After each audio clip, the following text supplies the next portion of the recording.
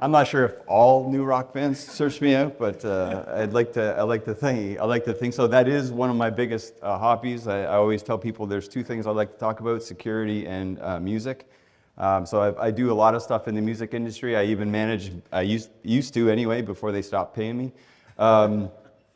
I managed a band out of Montreal. I was able to get signed to a record label, a record deal. So that was pretty cool. So at least I knocked that off my bucket list in the music industry. But yeah, so I come from Bell Canada, Carl said. I joined Bell Canada about 15 years ago now, and I was hired to start the cybersecurity practice for Bell. So at that point, they had one product, one standard product. It was a DDoS product at the time. It was specifically stood up to protect the 2010 Olympics.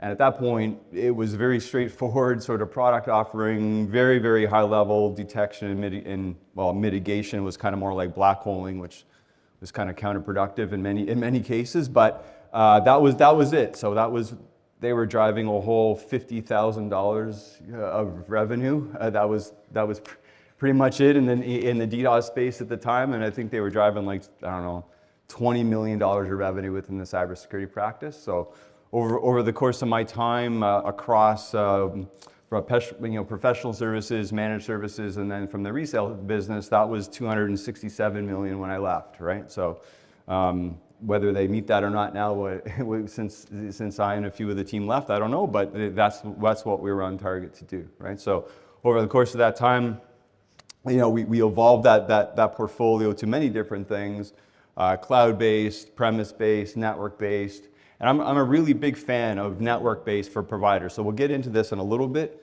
I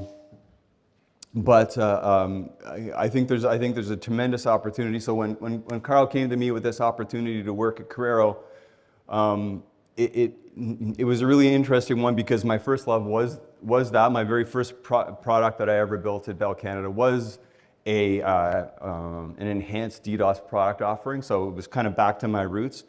And when I really got into understanding the Corero story a little bit more, it was really, really impressive to me. And really, if I dig down deep on that, the technology is awesome, no doubt about it. And the more I get invested in it, and the more that I understand it, the more I am truly impressed by it. In week 9, so I definitely wouldn't call myself a technology expert yet, but I know enough to be incredibly dangerous, right?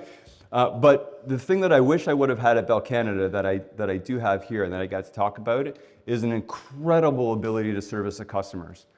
And if I had that capability at Bell Canada, I would have been able to drive at least double the amount of revenue that I did there with the capability of not only Jero's team but the engineering team under the leadership of Julian. So. I'm really, really impressed by that, and I'm really excited about the opportunity that we all have here together in terms of, building our own practices when we go off and talk, talk more, to our own individual clients. So really, from my responsibility here is around alliances, and there's a couple of different flavors of alliances from my perspective, right? One is, how do we make money together, right? That at the end of the day, that's all it comes down to, but there's a couple of flavors to that, right? One is, from a technology alliance partner, right? So that is, how can we integrate technologies in a way that's unique, that goes to market differently, and then, provides opportunity for both of us. So that's one element of an alliance partnership for me. And then the other part is more around service providers, in that I'm going to help you provide technology or services that you're going to resell and support your own clients, right? So we built a framework, and I've communicated this framework here I'm going to be building with you over the next 45 minutes or so. It's really around the key considerations that you need to do in terms of building a DDoS business. And many of you already have DDoS businesses, but maybe there's one or two little nuggets for you here that maybe you haven't thought about, that maybe you can improve your business. That's great. For those of you that are just earlier on in your journey, then maybe this will be more helpful for you. And certainly any questions you can come up with, I'm more than happy to answer either on the stage or afterwards or via email or phone calls or whatever, right? Before we get going, it's the first presentation after the break. That morning coffee is just starting to wear off, so everybody's maybe a little dozy. I brought everybody a little treat from Canada, so there is a maple candy on the desk for everybody, specifically made in Quebec, which is just across the river from where I live. So please, please enjoy the homemade candy from Canada. So anyway, so let's get going. So we all know why we're here. I won't dwell on this slide too much, but why DDoS? Like why would we matter? Why should that matter? Carl showed the actual market opportunity, 8 billion doubling, right? So obviously there's a big carrot after that for all of us to chase, right? But really, these attacks are not going to go away. They're going to do nothing but increase, and we need an ability to deal with them, right? Either by ourselves or with partners or whatever. We definitely need an approach to do with that, and I feel that we're definitely able to help you and help your own customers. So if we think about, I'm just going to skip through these for a second. If we think about the journey of a provider, right? And typically when providers originally start, and certainly Bell Canada, when I joined Bell Canada, it was kind of the same thing, is that we had, the focus was selling other services, right? From a telco perspective, it's connectivity, right? Connectivity is absolutely the only thing that matters to a telco, and it still is. Despite what they might say, telcos only care about connectivity. I'm kind of generalizing there, that's not really true, but if I extrapolate it a bit, that's really the only thing they care about, right? How do I sell more connectivity? How do I maintain my stickiness of my connectivity? And how do I build that business up? Because at the end of the day, that is really their entire reason for being, right? But over the course of time, of course, they realized that, well, my customers are complaining because of availability that my systems are up, I can deal with that. Why? Well, because they have bigger pipes than you. So they can absorb all this attack traffic, but you can't, right? So your system's down, but they're going, well, I'm fine. So whose problem is it? Is it mine? Is it yours? Well, I don't know. Really, if you're providing a good service to your customer, it's kind of yours, right? And so, but of course, you have to have the systems in place. You have to have the people in place. You have to have the technology in place in order to do that, right? And so, as you move up the stack, you first start, being able to detect it and then mitigate it. But mitigating it only means you're kind of making the problem not quite as bad because it's still there. So Bell Canada, when they first had their first DDoS service, their mitigation was just black hole it. Well, okay, that's great. You stopped that so my server isn't going down, but my customers still can't get to me because I just black holed everything. Well, okay, how great is that? That's awesome, but all that means is that your network team doesn't have anything to do, but your customers still can't get to you. So great job on that, right? So, but admittedly, that was really the only approach back then, right? And so, but obviously we've evolved over time. So as you move up the stack and your ability then to move from just pure mitigation to protection, now you're starting to offer your customers something that really truly is beneficial not only for yourself, but also for your customers. And then ideally, of course, when the whole thing is to make money, I can sell you a box, that's great. But wouldn't it be great if you could sell your own customers a service offering that's now not only sticky, but it has some recurring revenue associated with it. And as we move up into the protections of service, that's how you, as a service provider or a delivery of service to your customers, can actually start to make repeatable funding and actually makes your other services stickier, which at the end of the day, it's not just about protecting, a particular set of revenue or obtaining a certain revenue stream, but it's building that into all of your products and services, right? So there's many different ways that you can do that, and I don't really touch on that too much in this presentation, but I can certainly talk about how we did that at Bell Canada throughout, not just the security practice, but across all of the practice offerings at Bell. So as you start your journey through, how do I make money at this? How do I really build a practice around this? Is really, there's three goals that you have to think about, and this will permeate everything that you do, right? And these are similar, right? So, how do you differentiate with the marketplace? And certainly as a service provider, your differentiation is really why people will come to you to buy the services that are not necessarily security related, but they're secure services of one type or another, whether it's connectivity, whether it's unified communications, whether it's, what have you. If you deliver a secure service, then not only you're differentiated, but you're gonna make that service stickier. Everybody wants new revenue streams, right? Like we all do. That's the additional revenue streams that we have. The better, the more opportunity is that we can grow our revenue base, we can grow our customer base, et cetera. So that is obviously is a big one.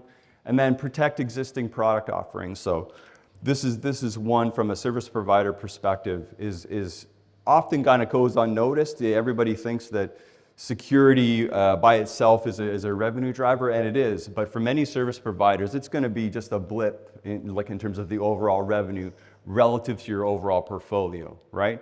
And so there's always a challenge like that, especially for some large providers. Tier 1 telcos are a great example because, it's a very small amount of revenue on the bottom line relative to the overall portfolio of a tier 1 telco, but it's exceptionally critical. It's exceptionally critical for two reasons, right? One is, yes, it drives that little bottom revenue for the security space, but it makes your other services more attractive, more sticky. But it also, and this is one thing that I really, really believe in, right? And it's really around the confidence in your brand to deliver a quality service. Doesn't necessarily have to be a security service offering that I'm talking about. It's anything that you do. If it's secure and people are confident in your ability to deliver that, well, now you're getting somewhere, right? Now everything that you do has a lot more credibility to it, and the more credibility you have in the marketplace, the more customers are going to be brought to you. So when you talk about building a business, any kind of business. And this is one of the interesting parts, and the part that got me excited about coming to Corero and working for guys like Carl and Ash, is that these guys know how to build businesses, right? And I kind of fancy myself as the ability to build businesses as well, and it gives me the opportunity to help you build your business, being up here on this stage and with Corero. So I'm really excited about that. And if you think about at a high level, these are sort of the key considerations of building a business, really building any business. But if we think about, how do I build a solid, repeatable, and reputable DDoS business, here are the kind of things that you need to think about, right? Infrastructure assessment and development, right? And I'll go through and I'll double click each of these as well as we go along here, but infrastructure assessment and development. So what do I have today? What do I need to get to in terms of an infrastructure piece, right? And there's pieces around that people don't necessarily think about. Yeah, there's a hardware piece of it, but there's a whole element there around process and stuff that we need to think about. And then the network security expertise, right? This is not easy stuff, right? Yeah, I need people that are skilled. I need to keep them trained. I need to keep them with me, right? As people move around, right? And then obviously there's the detection and response piece, right? Which obviously everybody understands now in terms of a DDoS perspective, what that means from a detection. But the response piece is really important, not just from a technology piece, but what are you going to do from a people perspective? So we'll talk a little bit about that. And the legal and compliance perspective, right? So whether that's GDPR, whether that's DORA in the UK or DDIR in the States, there's lots of these requirements that are placed upon us, both from external government organizations to idyllic frameworks that we either place upon ourselves internally or our own custom, or that are generally accepted within the marketplace, right? That we want to, or that we should align to, right? And so anybody that you work with needs to, at the very least, be supportive of that. That's not going to make another problem for you, right? And then customer integration support. To me, this is the really big one, right? So customer experience is absolutely key, right? If you don't have customer experience, if your customer experience isn't great, and it has to be great consistently. You know what I mean? The way I think about that is like when I talk about my kids, right? And they can they can do 18 million things great, and I won't mention it. I mention one bad thing they do, and then they're grumpy for the entire day, right? And so it's kind of like that, right? You have to have 10 attaboys for every bad one, right? And so admittedly, I'm not maybe the greatest dad at that perspective because I focus on the bad, but anyway, that's another story. And then when we talk about how do we go to market from a provider perspective, there's all of these internal things that really largely will be still up to you in terms of the business systems and support things around the go to bring something to market, any product offering, right? And so that's not necessarily something that Corero Tech can help, but there's Corero people that can help. I can help. I've done this. I've built this. I know what those challenges are in many of the systems that we all utilize today, whether it's a CRM tool, whether it's Salesforce, whether it's whatever, right? So I've built that. I have the scars on my back that I can help maybe avoid some of those scars from your perspective, right? And then we all can't do this alone, right? And so there's always this piece of the partnership and the alliances that you build. Right? Those are really, really important, not just for one product, but your entire suite, right? So there's no one company or no one person can do this alone. So the more that we can engage others, the more that we can share, which is why events like this are so awesome, right? And then when you go to market, you're going to want to go to market in a way that is intelligent for your customers, that's engaging, right? And you're going to need help with that, right? And so we'll talk a little bit about all of these things. So the first thing is around infrastructure assessment and development, right? So we talk about is your current infrastructure suitable for your business goals, right? So what does that mean? Well, we talk about your goals, making money, securing your other business, whatever, making that more sticky, right? Do you have the infrastructure in place to do that at the scale that you want it to be, right?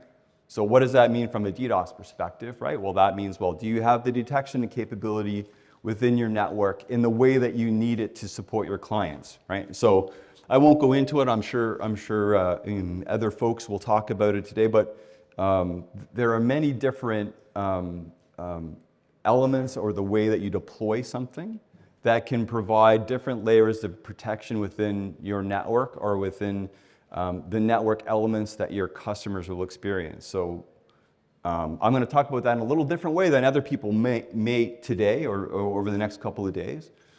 But to me, there's three from a service provider perspective. Heck, even a very large enterprise that has their own network that can experience these same three layers, right? I think it's important that you think about these three layers in the way that you deploy or determine whether or not your infrastructure is suitable, right? One is the network edge, right? And so from a telco perspective, you have this edge into the core fabric of your own network that separates yourself from the bigger, broader internet. That's one point of entry, that's one point of detection and potential mitigation or protection that you can offer your customers, right? That's usually the easiest to do, by the way, from a telco, because every single telco around the world has, at the very least, they have network monitoring tools in place, right? Everyone does, right? So there are ways that you can detect and mitigate there. Whether you have that capability or not, I don't know, right? But that is one thing you need to assess. Am I good there or not? And am I going to use that, right? Second thing is that as the traffic traverses your network, once it gets inside your network, then you have other challenges, right? And I really love the water example that you had. I used to use this example of cars and a freeway, right?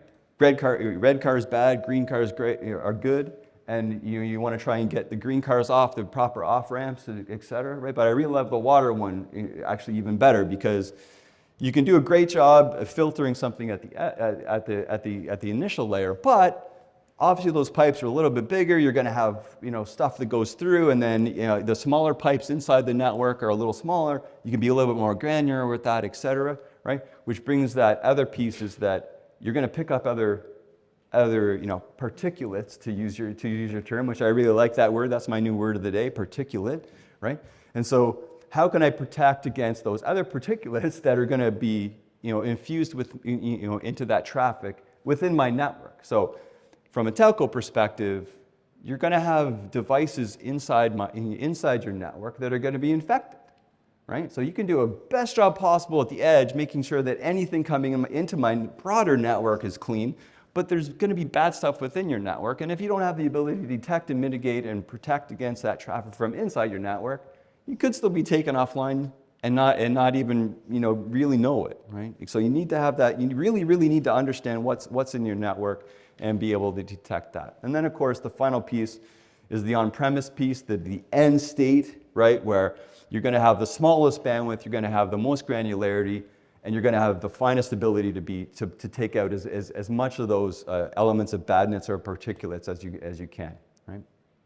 So you need to determine where in those spaces that you need to or you want to play, and then you need to determine whether or not your infrastructure is suitable in order to do that, right? And so yeah, you could do that yourself. We could help certainly to do that, but that's the first step. And then of course, once you do that, then you're like, okay, well, do I need to deploy new gear? Do I need to upgrade what I have? Do I need to augment what I have, right? And so, yeah, any of those approaches may be valid, or all of them may be valid. It really depends upon what you have in place today and what you want to do, what your goals are, like I said before. And then platform management.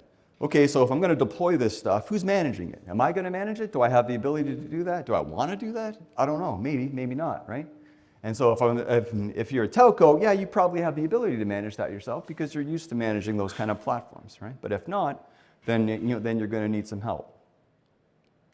And if you look at it in terms of how Corero can help with that, well, the modular platform that Corero has can definitely actually support any one of those particular layers, and we can walk through that at a separate time. And then from a managed services and support piece, like I mentioned before, that is really a highlight for me in terms of one of those things that makes Corero truly different and truly awesome is that piece, the customizable piece of that support, which is really tremendous. The next thing, obviously, when you think about that, is well, I just talked about that. Yeah, we talk about what we do from a network perspective, from an infrastructure perspective. Now you think, okay, do I have the expertise to run that? And that isn't a one-time thing, by the way, right? So do I have the technical expertise? You're going to need to make sure you have enough people, right? And are you a 24/7 shop, or are you not? If you are, then those resource requirements triple, right? And so do you want to hire all those people? Do you have the resources to do that? And even if you do, you need to make sure that those people are always continuously trained. Turnover is going to happen, right? So you need to have those procedures and processes in place to make sure that those people and as people filter in and out, that those people are trained and continuously trained and staffed appropriately, right? So how can we help with that? Well, obviously, we have a 24/7 operations. As I said, that is one of the highlights for me. So I won't dwell on that but we also have an exceptional team of professional services and SEs that can help not only in terms of the setup initial configuration piece, but also the deployment and anything supporting afterwards. So you have your infrastructure requirements determined. You've determined whether or not you actually have the skill set to do this, right? And if not, what are the approach that you're going to take in order to make sure that those resources are available, right? And the next thing is, okay, I'm going to start to detect and respond to that, right? So from a DDoS perspective, we kind of get inherently what that means, right? We have some technology involved that's going to say, okay, here's an issue that I need to deal with. Okay, that's great. And the technology will do some of it for sure, right? So, but I need to have the people and processes in place to do that, right? So the real-time monitoring, the box is going to be able to tell when there's an alert, when is it. Largely some of that will be automated, but in order to make it truly repeatable, you need to have all the processes around it from a people perspective in order to do that. So playbook development and incident response plan Because when stuff goes bad, and it will go bad, it always does, right? Then you need to have the people that are going to be there to support you, right? And one of the things that I'm most impressed with is the ability and the desire, in fact, of the operations team here at Corero to really be that they'll actually enjoy talking to clients and working through those processes, right? Which is exceptional, which is unusual. Let's be honest, it is really unusual, especially when you start talking about tier 1 providers, right? They do not do that, right? They avoid talking to clients like the plague. I don't understand why that is, but that is totally true. So it really is a unique element here with Corero in order to provide that loving support through times of trouble, right? And so, and the other thing is that, you have the centralized, administration, you have that be able to do the platform management, and certainly there's lots of folks here, if you do have that ability to do that yourself, that can help you walk through some of those, right? Customer integration and support. So this here is really, really important.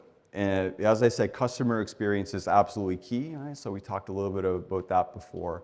So if you're going to set up a business, a DDoS business, and you're going to manage it, you really need to make sure that your customers are going to be engaged in a way that is meaningful for them, that's going to be supportive for them.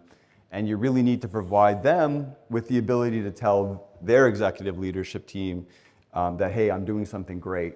And here's the visibility into what I'm doing for you, what I'm doing for my customers, right? So whether that's seamless integration, meaning integrated into your current set of technologies or current set of processes. So I heard another gentleman say that they were introduced to Corero through our Juniper integrations, which is really great because I can actually make it take advantage of existing deployments, existing technologies, right? So that makes everything a little bit more efficient, and actually that's an incredible value add that we're able to bring. But there are other elements like that you can identify, and then you can bring that forward to your clients as well, and to your own business, right? And then from a support services perspective, so how are you going to support your clients just generally? And then how are you going to provide value confirmation? So this value confirmation is really when you then start to communicate back to the executive team, your own executive team, and I'll talk about the client piece in a second, but around here's what we're doing for the business, here's what we're doing for our clients, right? Now here's one of the interesting sort of conundrums around doing a great job of automated mitigation, is that if you do this great, then the customer won't even see half the stuff that you do, right? So over the course of time, yeah, customers, when they first come on, they'll be like, they'll be checking the portal, and they'll be checking their reports all the time, and then eventually like, why am I doing this every month? Because it's always great. But then over the course of time, 18 months later, they'll be like, I never checked this. There's no value here for me, right? So one of the things that's really great is the ability to do this in an integrated way, in a collaborative way with our clients, to make sure that they actually get that feeling every single month, every single period of time, whatever that is, with our clients, to make sure that they don't forget the fact that they are receiving value, right? Because that is very easy. I've lost so many clients over the years because of that fact, because of the way that from a tier 1 telco perspective, that they're really hesitant to drive that home, right? So everybody that sets up a DDoS business, that's really, really the one big pitfall that you can trip over, because you think everything's going great, but you can run into that headache. So let's head that off and figure out processes and client engagement strategies that won't happen, because I've seen that, and that really kind of sucks when that happens. And we all work in this area where we have certain legal requirements in terms of notification. When stuff bad happens, we need to communicate that to the market, and depends upon what region you're in, though those may be slightly different. But at the end of the day, they're all sort of based upon this idea of transparency and a security in terms of the specific IP and specific data elements that we have to do as an organization. And so from the ability to actually see what's going on, to have that information at your fingertips, that is something that definitely Corero supports 100%. And we'll be able to show you what that looks like over the course of time as I build out that mapping as well in terms of the various different governmental requirements globally. We'll be able to provide that as well. But suffice to say that anything that we do will actually support any of those governmental requirements, because at the end of the day they really resolve around those 2 or 3 tenets, right? And then ethical considerations. Ethical considerations is kind of interesting to me because globally that means different things around the world, right? But at the end of the day, you as an organization have a set of ethical considerations that your own company values, or that your own geographical region sort of mandates, or that is typical. So that is something that you need to consider in terms of building up a program. That's not something that I or anyone in the room will determine. Only you will be able to determine what that means for you. But that is definitely something that will permeate the way and the direction that you take things. Business systems and processes is another one. This is a huge headache, and this is a huge headache for many of all of the tier 1 telecommunications organizations globally, but also for any extremely large established organization, because there are sets of established business processes, systems, etc. For example, when I did my first DDoS product offering at Bell Canada, when I took the crappy initial black hole solution that Bell Canada had, and I built the first next generation DDoS service, I had 17 systems that I needed to update.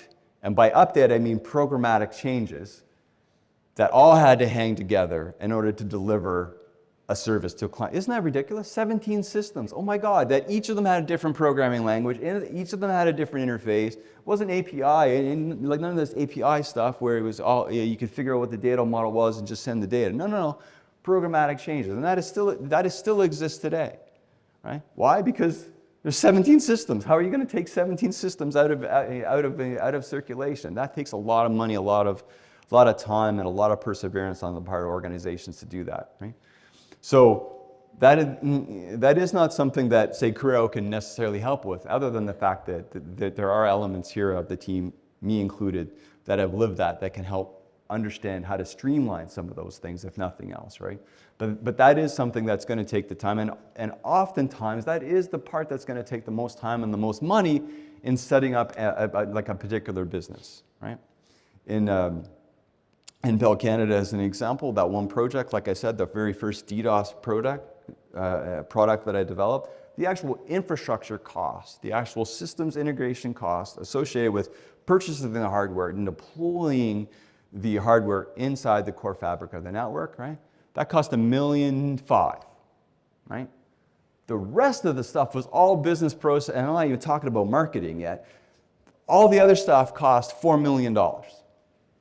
Right? So the infrastructure piece is often the easy piece when we go to deploy it. These are the pieces these are pieces that people often overlook because, well, we don't know what we don't know half the time. And I was completely ignorant in that when I started that I had no idea what it was going to cost to do that. And that kind of blew my mind when I found that I was going to cost triple what the actual infrastructure cost is. Right? So there's lots of work there that has to happen. Just from a process perspective. But then when you go to market with something new, there may be organizational changes that have to happen. You may not have the skills you might not even have the right organization to deliver something. I'm talking to one particular tier 2 telco right now that they're looking to set up their own managed security services, but they don't actually have any security salespeople. They don't have this concept of security solution specialist type of people that can help engage with their clients, right?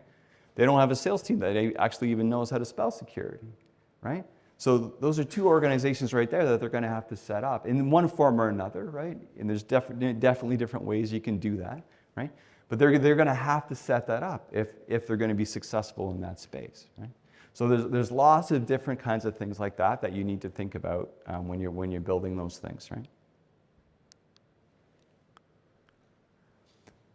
So we have our infrastructure, we have our people, we know what the business processes we need to change, and all that can be great, but you need to tell the world about what you're doing and how well you do it and why they should go to you, right? And what differentiates yourself from your competitors, right? So there's a couple of things there, right? One is you need to understand what your market is, right? So market analysis, what's your technical addressable market, what you need to do in order to be relevant in that space. And you need to communicate those service offerings in a way that's going to be meaningful for your clients, right? And that may mean a couple of different things, right? One, it could be that, okay, there are different market segments, and whether I'm talking to healthcare organizations is somewhat different than if I'm talking to a finance organization, right?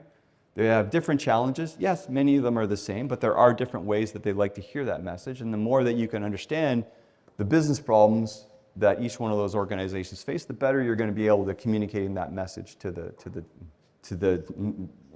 your clients, right? And you need to have a great product marketing organization. You need great material, and you have a great understanding to be able to tell that story. And that's the important word there, story, right? It isn't about the speeds and feeds when you're selling something, right? Yes, that's important to certain particular market audiences that you may be communicating to, right? But oftentimes the people that are signing the checks are not the people that really care about the business or about the speeds and feeds of it, right? They don't really care that I have a 10 gig circuit and my 95th percentile of that traffic is whatever. Like, from that point of view, they don't care, right? What business problem am I solving? So if you can tell them the story of what problem you're solving and how you're going to solve it, and so that you can sleep at night, right? That's the story that you need to communicate, right? Yes, you need to have all those technical things too, so that when you get down to okay, how is this going to work? So you talk to the technical people. You do need that too. But without that higher level story, you will not be successful. As successful as you could be or you should be without that story. It's very, very critical. And then the business development piece it sort of goes hand in hand with that, right? So how am I going to drive that business? How am I going to drive top of funnel activity to build up the opportunities that I have coming my way, right? Lots of different things there to do, right? Lots of different ways to do that, right? Even at Corero, we do a ton of different things like around to help that from a top of funnel things, right? Whether it's blogs, whether it's YouTube videos, whether it's client events or partner events or anything and everything in between, right? So that takes effort, that takes cost, and that has people that have the skill set to do that, right? And so that is a way, when you think about how Corero can help in this space, this is really an incredible strength of ours through Mark and his team in terms of the ability to help get out there and help that top of funnel creation, not only for ourselves but also for our customers, right? And whether it's existing collateral that we can use, that we can help, that we can co-brand for you, whether it's co-branding or white labeling of particular reports that our teams do, right? So the Joe's team do that you can use as your own. It would be like, here, take this. You can use it as your own, right? And any of those other things that we can work on jointly, those are the kind of things that we can do, that we're excited to do. Whether it's Mark, whether it's me, whether it's whoever on the team, I know there's lots of support there that can be brought to bear. And like I said before, when we first started, right, you can't do this alone, right? No one company, no one organization can really truly do this alone, right? even the best funded and the largest organizations out there cannot do this alone. At some point, they always need help, whether it's technology, whether it's integration services, whether it's managed services, or anything in between, right? So if you look at how we can help in that space, right, in terms of the partnerships and alliance, and that's the piece that I'm mostly directly responsible for here at Corero, is really around understanding what the flexible deployment models are. And what I mean by that, it's not necessarily just the technical piece, right? But it's also around how we can jointly attack the market together, right? Many different go-to-market models, whether it's you own it, I own it, whether it's a joint combination of that is revenue sharing, whether it's anything and everything, anything is on the table. There is no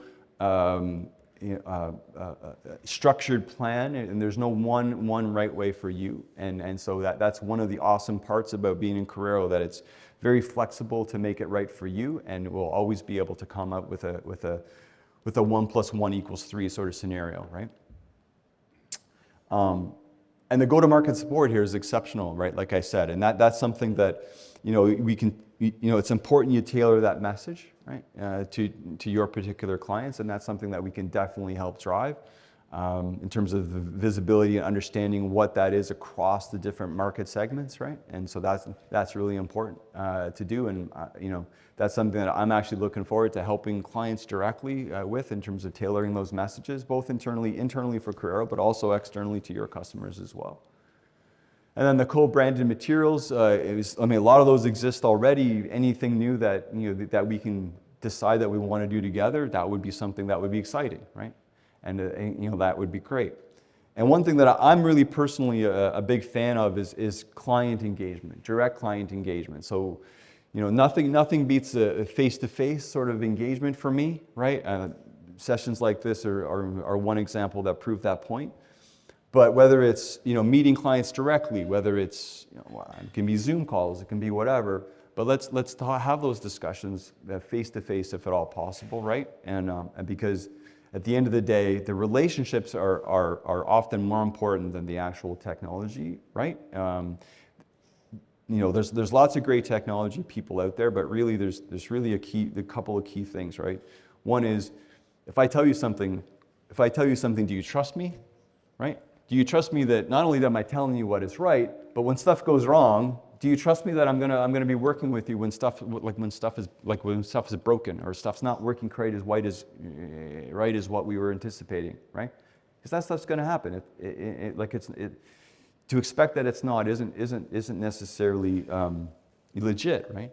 But it is legit to expect that when stuff goes wrong, that whoever you're working with will actually be able to help you and willing to help you and be excited about to help you. And not only that, we'll learn from it, and we'll actually then put stuff back into the process to make that even better, right? To limit those amount of things going forward. And then from a pricing model perspective, when you go to market, there's lots of different ways that you can price this within the marketplace. And again, if you think about those 3 layers of detection or potential detection and mitigation capability, right? We talk about what I call the network edge, and then the inline piece of the network, and then the on-premise. There's many different ways to price that, right? And so there's no one right or one wrong answer there, right? But there's definitely different ways to do that, right? And there's all of these elements around customer owned. What does that mean? All upfront, monthlies, do you want it, all those kinds of things, or any combination of that. And so you need to think about that from your market perspective, right? So when I built this for Bell Canada as an example, there were 3 things that I always tried to do. Ease of understanding what the pricing model was, right? I wanted to make it as easy as possible for the sales teams to understand how to sell it, because let's be honest, most network operators actually, they don't understand security. They know how to sell connectivity, they know how to sell their existing service offerings, but security is not going to be their go-to, right? So how do I make it as simple as possible to understand to sell it? So you and your sales team might have more capability than mine did, right? But I wanted to make it as simple and as easy as possible, right? I kind of negatively, I suppose, but I always talked about it. I needed to write everything with crayons, right? For people, right? I needed to make it really simple, really colorful, really interesting in order to be able to sell, right? So that's a key one that you'd have to they'd have to figure out to do for you and your customer. But essentially, the simpler you can make it, but also in a way that is going to drive material value for them. They're going to be able to see it, and obviously you need to be able to see that value back to your own business as well. Obviously, without saying, right? Now, before I get to that, any questions on that framework, by the way? Because the framework is high level, but that really captures the spirit of how you set up a business end to end. Any business really, but you think about the steps that you go through around setting up a DDoS business. These were the steps that I went through several times over and over again to build that. Yeah, man. And the question is, in this framework, how do you envision the professionals' qualifications? Because this is a new era, right? So, and there will be a certain point the need to transfer knowledge. Totally. So, for sure. Professional qualifications like the team, or because I could take that. Yeah. Okay. Cool. So there's a couple of different things there. So I'll take it in two different directions, and then you tell me whether or not I answered that for you, right? Okay. So technical qualifications from a team perspective, right? So from a DDoS perspective, the unicorn of a person, right? And they're very hard to find, by the way, but the unicorn of persons to support your deployment is somebody that knows networking, and more specifically network routing, and how the routing happens within your network as a provider, as well as the security piece, right? And what I mean the security piece is that what are the type of problems I have in terms of security? How do I configure it? What are the policies and what are the differences that make that? So you have those two skill sets together in one person. That would be awesome, right? There's very, very few of those people, right? But over time, you can raise the skill sets of those people up to try and get them to that space. Now here's the interesting part of that. You remember how I talked about some of the organizational things, right? So from a telco perspective, usually those teams are broken up separately, right? There's a network monitoring team that will monitor the network or this device uptime. And there would be a completely separate team, often in a completely different chain of command, that'll manage the actual alerts coming off of that. And sometimes it's even broken up further to say, oh, here's the alert coming off the network device for, I don't know, the device is overheating or it's crashed, it needs to be reset, versus, oh, here's a security alert, right? So those skill sets are different depending upon your organization structure, but ideally, if you could wave a magic wand, you'd have one group that did all of that you'd have people that would have all those skill sets within their brain, right? Bell Canada, I had one of those people. So one person in a tier 1 operator that could do all of that themselves, and he was on my team, which wasn't even in the team. He was a product guy that I stole because he was a unicorn, right? Right? Did you have an add-on question to that, EJ? Just a comment there. I think one of the things that makes Corero unique is its ability to reduce the operational burden within your infrastructure. If you look at our customer base pretty consistently, what they're messaging back to us is simplicity. And don't confuse simplicity for its operational capability. About fewer hands to get more done. If you look at the environment today, what you find is that there are more and more people being added to the operational side. So your ever expanding operational team and operational expense creates a burden on the organization relative to the management and ongoing execution or utilization of technology. For us, systems go in, built in such a way that they're simplicity doesn't require a lot of overhead from your organization. Don't require a lot of hands-on from your organization to operate and to provide quality service. There's another aspect of this, which is our introduction of automation, where we're making strides. I think we're still early in terms of how far we can go with it, but it's quite interesting. The other piece of this, and it's a fairly new introduction, to what we're doing from an AI perspective. We start to layer those things in together. What again we're getting to is opposed to think of 24/7 shop, right? Operational 5 guys. If you really want to be operationally complete, it's 8 guys.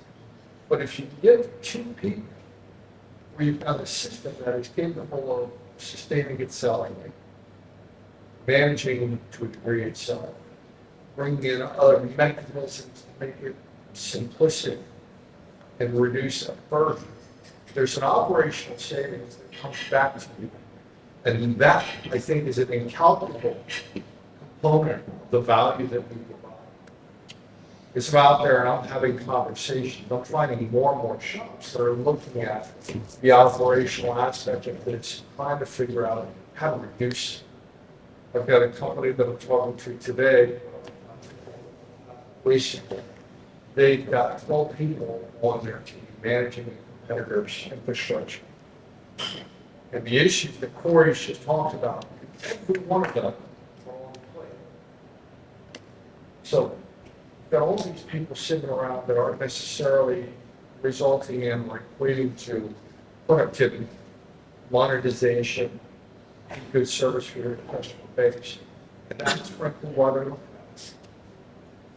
Maybe when I look at this, I think that it's an incredibly important element out there consideration as you think about how the value of great sustainability of it. So, and I would encourage everybody to take a really hard view. Good. Yeah, no, it's all good, man. Yeah. Awesome points made by EJ, right? And if you bring that back in terms of the amount of people, limiting the amount of, requirements of the staffing, that actually helps a lot, right? And if you think about that from a skill set perspective on what you need to take to run something like this, right? Network skills and obviously security skills, right? There are certainly some certifications that mean more than others in that space, right? And so to me, it was never really about the certification itself, right? It's just the ability to do that. Now, certifications are kind of one of those things where it's like, yeah, it provides a base level of confidence that the people on your team know what they're doing. But at the end of the day, it's less about the actual certifications, network certifications and whatever, right? So if you have a network that's run on Cisco routers or Juniper routers, for example, yeah, you should probably have a team that's certified on those things to know how the internal routings of your organizations work. From a security perspective, those security devices, some vendors offer certifications, some don't. But the certifications don't matter quite as much as your ability to deliver, right? The other thing that actually impacts that a lot is, are you doing it yourself, right? Because if you're doing it yourself, your certifications and your understanding has to be a much higher level or detailed level, depending on where you look at it, right? But your ability to manage that yourself has to be a lot greater, right? If you rely on a managed service provider, like the Corero managed service perspective as an example, your ability is a lot lower, right? So it's stuff to think about. You had a question? Comment? Comment. Yeah. So I think with the certifications, both for partners and for providers, and both levels of your partners, certifications, are good for the company sometimes to say they are certified because Totally. it differentiates them. But for the individual that's working on the products too, right? People always, especially when you're bringing someone in, you're having them specialize in something, people want to be able to show something on their resume Totally. to show that they're advancing. So when I bring someone in, I say, this is going to be what you're going to do, and he has a choice of doing that, or let's say focusing on other security like firewalls, and he can become Palo Alto certified or Fortinet certified. Totally. It helps them to be able to move forward in their career. So Yeah. it's something. You actually make a really great point there. So for those of you that didn't hear it, right, was that certifications are important, not necessarily just for you as your ability to deliver the service, but also the individuals that report to you. So the HR piece there is really critical, and thanks for bringing that on. I'm going to add that actually to the slide. One of the biggest challenges on the Bell Canada side was losing people. And why did they lose people? Right, from an operational standpoint, yeah, okay, money was a piece of it for sure, but the operations team at Bell Canada did not require certifications. Right? They actually didn't even pay for the certifications. So if you wanted certifications, it had to be on your own dime and on your own time, right? And so yeah, you're right.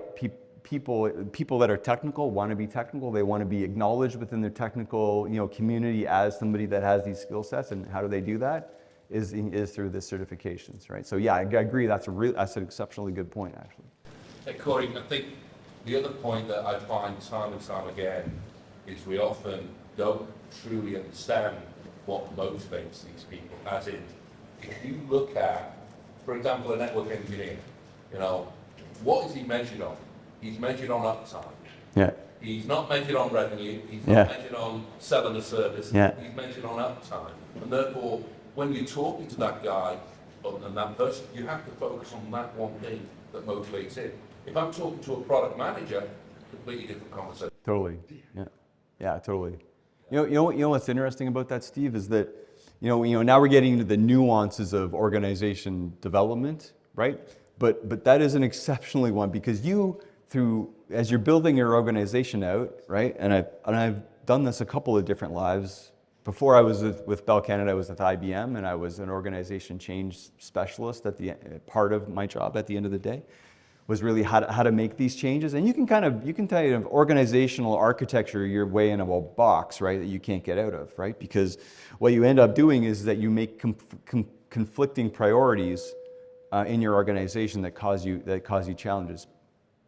My point wasn't that quite so much as it was you need to understand what motivates those people. And if you build your organization processes appropriately and understand what that is, you can build that into your organization model, your training model, and what have you, in order to incentivize those people to not only stay but perform, right?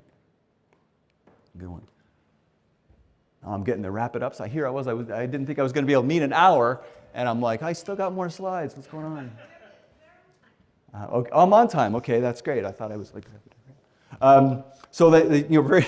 Very briefly, I want to talk about some alliance model examples of what we have. So we talked about the technology piece, the technology integration pieces, which is some of the stuff that we're doing with Juniper. Obviously, there's a few folks in the room that have that experience today. So those are the kind of things that I, as responsible for that, would love to actually increase that technology integration alliances model further. I have definitely some ideas on how to do that. And then there's from the prototypical standard way that you'd think about the way I've been talking about this in terms of helping you set up your own organization and go to model together as a DDoS business, either by yourself through Corero technology and rudimentary support, or from full managed service perspective. That would be sort of what we do with GTT today, right? And certainly what I built with Bell Canada back in the day, right?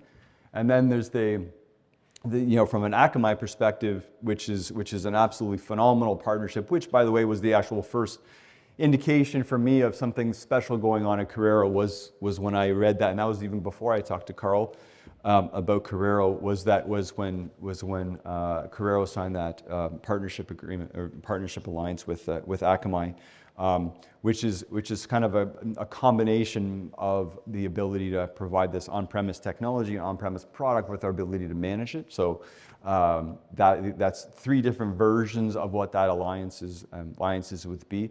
But the way that I see the way that I define alliances is that if we build a program together that will drive revenue through you selling my service, to me that's an alliance. So. And as if we can drive a significant amount of volume through that together, that's when it sort of comes to me to assist you in driving that further, to drive that opportunity, to drive that customer experience, to drive that market demand generation, et cetera, right? So that's the kind of space that I would like to help build with you more generally. So just as a high level summary, right? Like, from a Corero perspective, Corero can definitely be a key factor in driving your success of a DDoS service business, right? We have the industry experience, both in terms of the technology as well as the processes. The 24/7 operations team here is outstanding. And like I said before, repeatedly, that was one of the key exciting features for me to be able to talk to in terms of why Corero and why the customer experience is going to be so great, right? And then Corero, when we sell you something, or that when we go to market together as an alliance, we're truly invested in your success, because we build programs that when you succeed, we succeed, and that's really the best kind of relationships where both organizations are driving towards the same goal, right? So customer satisfaction and support. Joe, you heard him in his introduction. He was saying, he says when he's doing his introduction, I keep customers happy. That's what he does. That's his whole reason for being, right? And that should tell you everything you need to do to know about the way that Corero, supports our customers, right? That one statement by the head of the operations team, right? That is unusual when you talk to somebody in the operations realm, right? There's all kinds of existing material that we can bring to bear. We're willing to create new ones, tailor it, whatever. And then the whole go-to-market element is exceptionally supported by Mark and his team in terms of being able to help drive that sales engagement, either directly, indirectly, in any form, what that would take. Then definitely I and the rest of the team are here to support that. This is an awesome quote. I won't read it. I'll just leave it up on the screen here, and to end the presentation with. But certainly, going forward in terms of building businesses, that's what I'm here to do.